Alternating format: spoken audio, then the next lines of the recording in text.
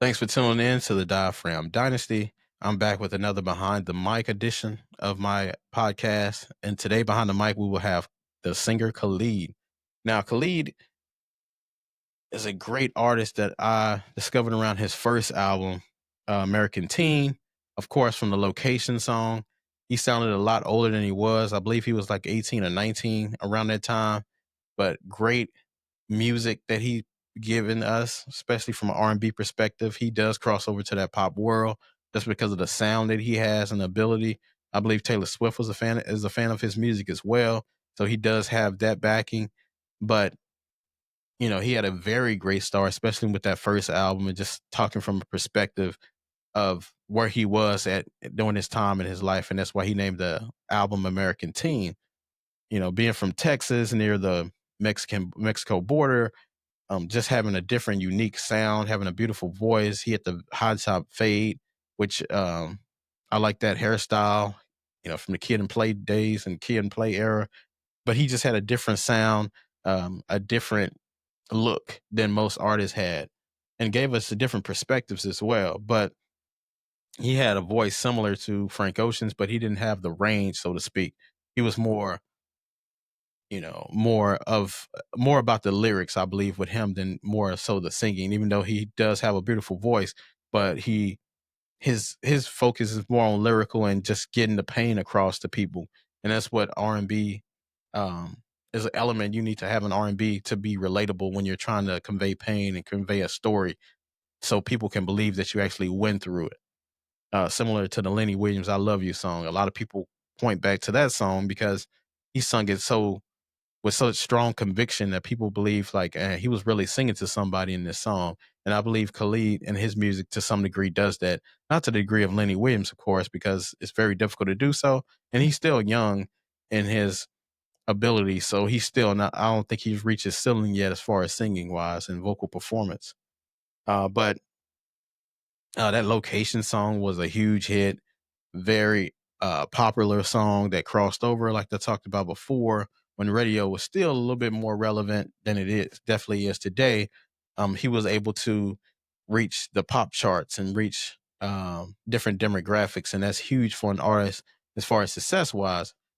Now, I don't think it makes you more of a less of an artist just because you had a commercial success and the reaching the other demographics, but it's definitely an art to be able to do that and a talent to do that because we know some people are stuck in their ways and they don't cross over as much.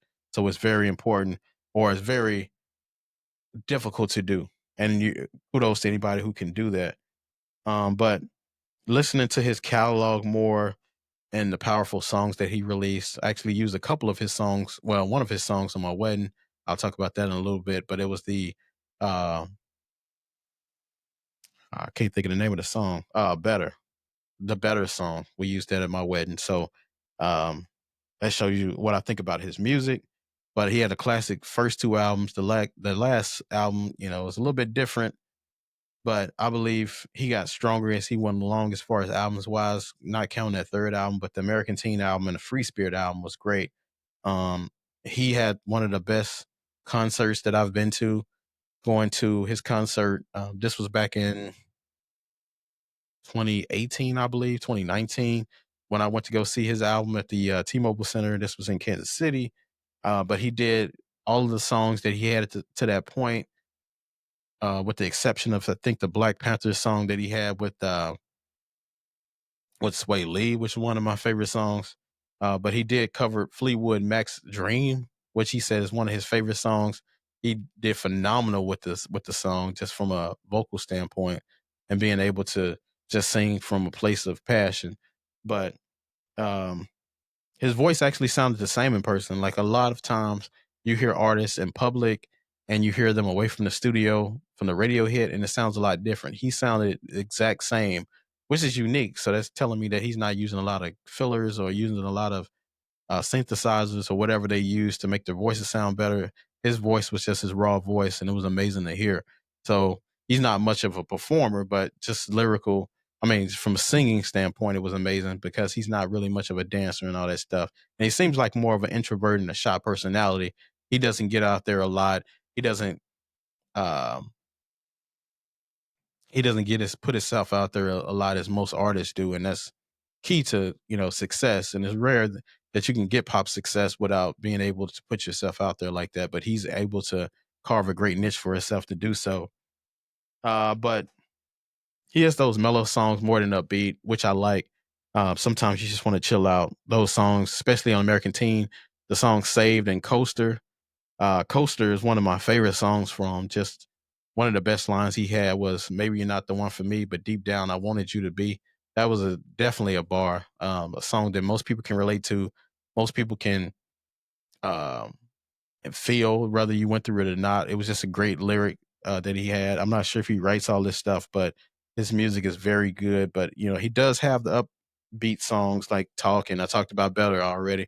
Those songs that give you a feel good moment, songs you can listen to when you're down and kind of pick yourself back up. But I still think he hasn't reached the ceiling yet. He hasn't reached the potential that I think he needs to reach yet.